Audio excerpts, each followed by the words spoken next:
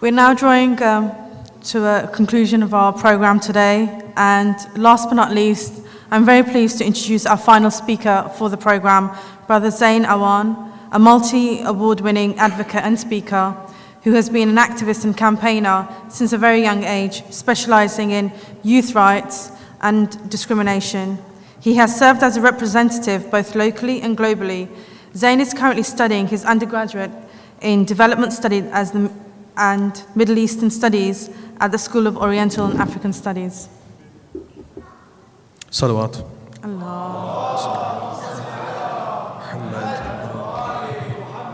Bismillahir Rahmanir Rahim. In the name of Allah, the most beneficent, the most merciful, in His name. I've been given a very interesting topic, or rather I've chosen a topic which I thought I could speak on. Like the other speakers, I want to outline that I am not the perfect example of what I am going to speak about. Rather, I recognize the fact that life itself is a journey, and by recognizing that these are the abilities which I wish to aspire to, I'm actually starting that struggle and that journey. And hopefully today, as we commence with Project Zainab, we will also look at our own personal development.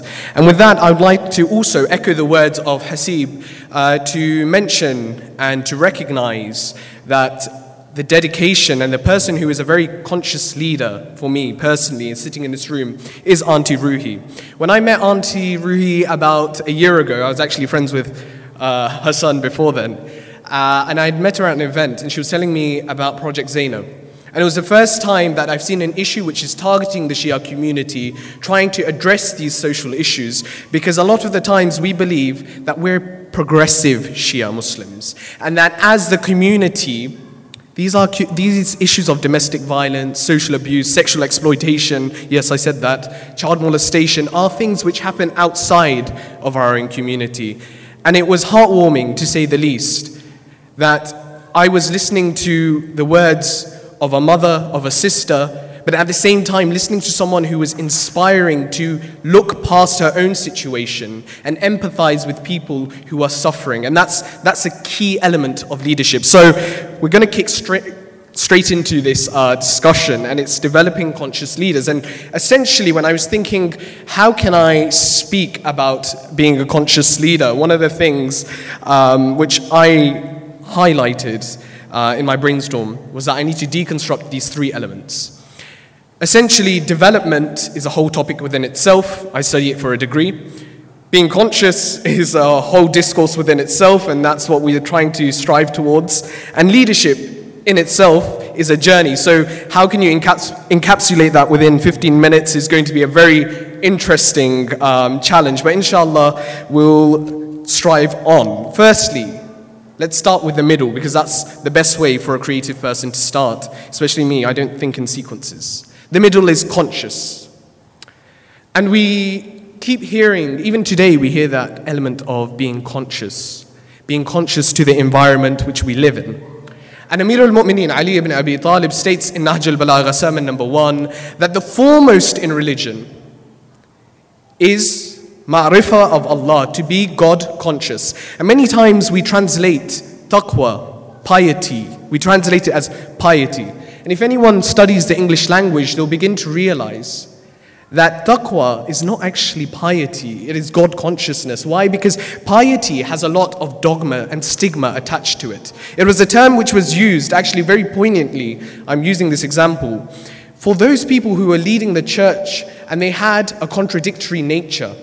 The person who was pious amongst people was always seen to be the person who you should fear as well, because that was that priest who could take away your wealth at one point and a snap of a finger.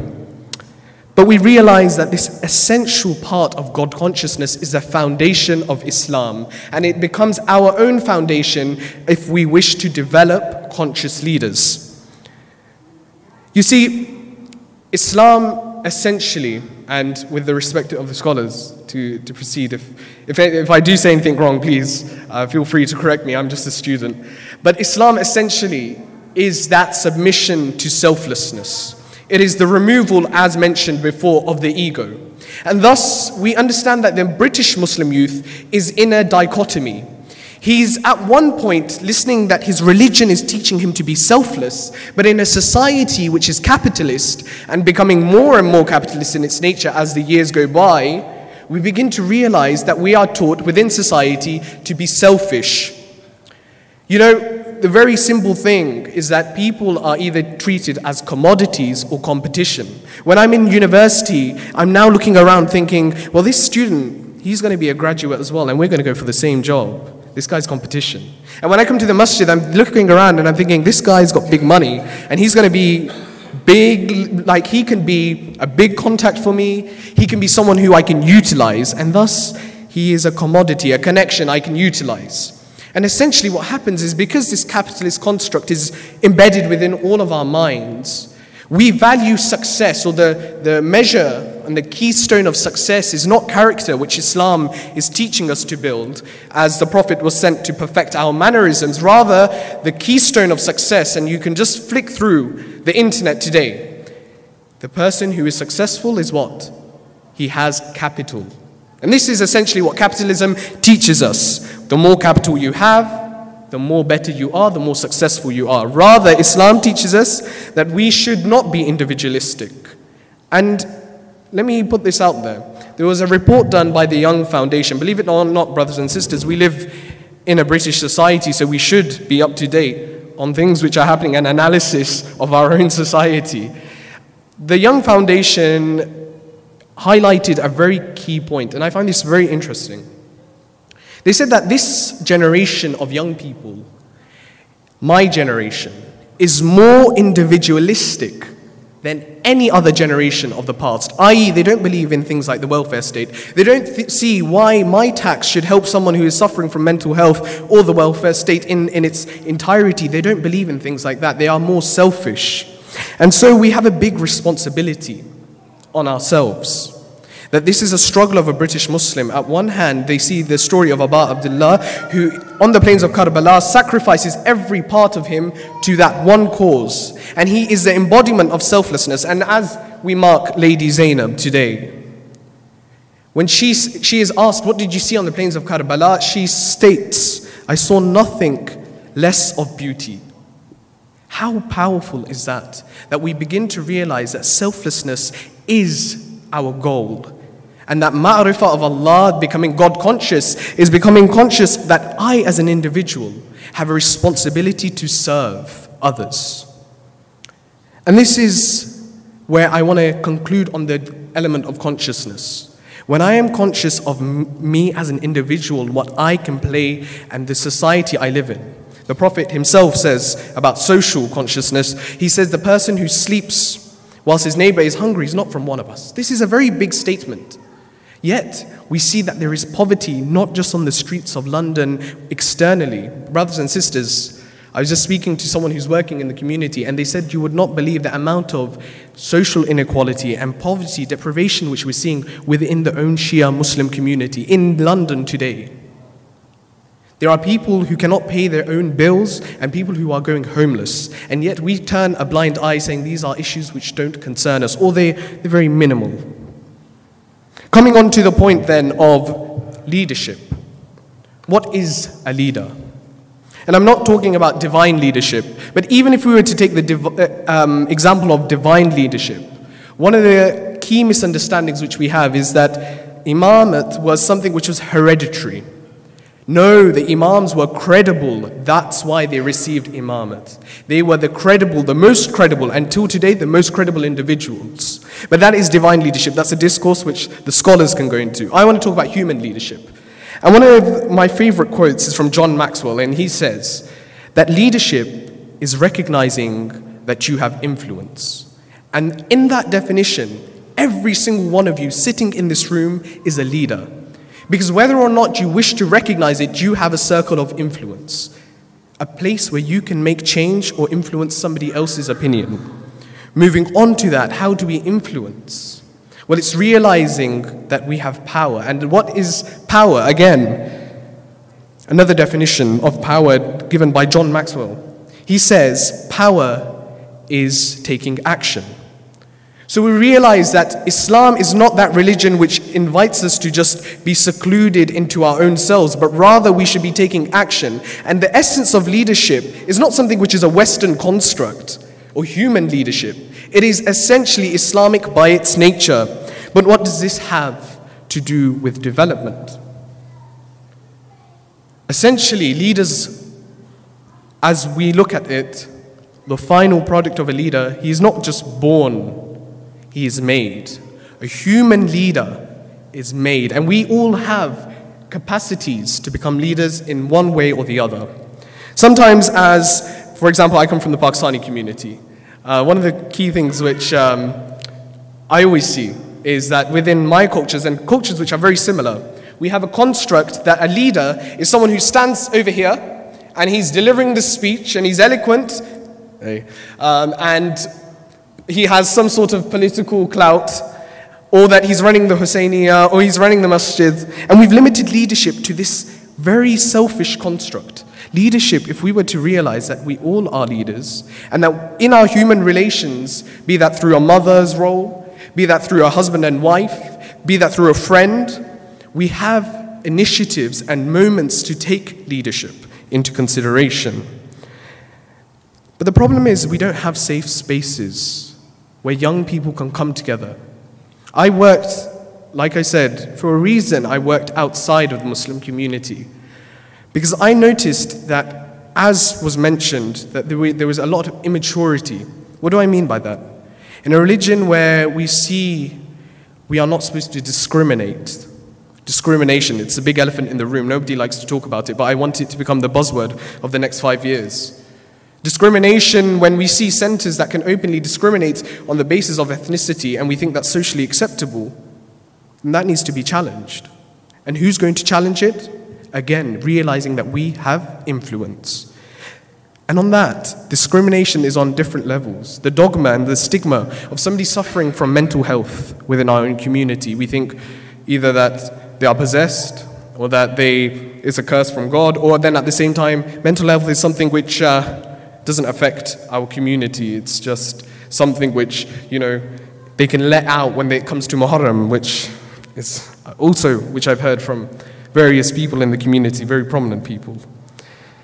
And this is a very key point, that if somebody is suffering, we don't judge them. We don't judge people from their past. And that's one thing which I've learnt from mainstream activism and work which is sometimes based around even the Christian faith. What I've learned is that they have accepted people for their past and allowed them opportunities for them to progress for their future. We must accept that there are people in our community who are HIV and AIDS positive, but don't have an avenue within the community to talk about that or actually have the relevant support and advice. We must accept the fact that there are people within our community who were sexually harassed by their own family members when they were growing up. The Muslim Youth Helpline, I've done work with them, and some of the case studies which you read, this isn't just the mainstream Muslim community. It's sad when you hear of a case study and the person's name is Hussein and he's being molested by his uncle. It's sad when you hear case studies of a girl, and we'll come to her case study right at the end, whose name is actually Zainab. Essentially, the basis of criticism, what I can decipher or what I have come to the conclusion, the only basis of Quranic discrimination within the Quran is based again on the first element which we discussed, and that was God consciousness. Now, how will you tell me that I am more God conscious than the person sitting at the back? No one can. Discrimination on the only basis is taqwa. The believing men and women can only be discriminated against on the basis of their taqwa, and that is something which is limited to Allah subhanahu wa ta'ala. So if Allah subhanahu wa ta'ala is not looking at me as a male or a female, He is not looking at me for what I am suffering, as in my mental health, and He's not discriminating me for that, or He is not discriminating me for my circumstances, rather He is the only basis, and that's not even discrimination, it's essentially justice. And thus, we come to the concluding remarks. What is essentially the marriage of these three elements? Developing conscious leaders.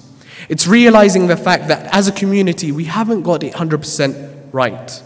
But like we've noticed that we haven't made it right now, but we've taken the step to say that there is a problem. Firstly, recognizing that there is an issue within the room, we can come and overcome that issue together and collectively. It is not the role of one person, it is the role of one person to inspire, but it is the role of a collective to move forward a movement. With all due respect, Auntie Ruhi is one individual, her daughters are only a few, and the people and the volunteers who have put this event together are a few people. They need numbers. And as leaders in different capacities of influence, we can come together to influence and to maximize this project's campaigns. When we speak about creative leadership, this is, again, these are my final remarks. One of my favorite sayings is what I learned in GCSE Classics and Latin. It's destitutus ventus remus adibe. It basically means, if the winds will not serve, take to the oars. And essentially, it's a very beautiful saying, because it's basically telling you that, well, the wind's not always going to be serving on your side when you're sailing the ship, but sometimes you have to have the manpower to push forward that ship. And sometimes the oars will break, but then you have to learn that these are my resources, this is my environment, how will I maximize that to get to my goal? And that is the quality of a leader, that I recognize that this is the situation I wish to rectify, and being conscious, I realize that there are various talents and skills, God-given talents and skills within the community. How will I maximize those skills and talents to reach the final goal? And I said I would come to Zainab's story. Why do I find it so powerful? This sister is from the Shia community. I asked if I could use her story. It's someone that I've worked with in the past. And she said herself that, this is her own words, about sexual harassment. And I think this is another thing which we, as men, now I've got this platform, I can say this. As men, sometimes we like to put across what the sisters should be doing, but we don't analyze and criticize the power and the negative power which we are having as a gender in creating things which are very misogynistic, but at the same time are very degrading and un-Islamic. But that's a side issue. But this embodies that. This sister was working in an office environment, and she met another brother. This brother, she left that workplace, and it was very odd. 2 months later, she's starting to receive emails from this brother. She thought, okay, it's just being friendly. I'm doing well. I've got a new job.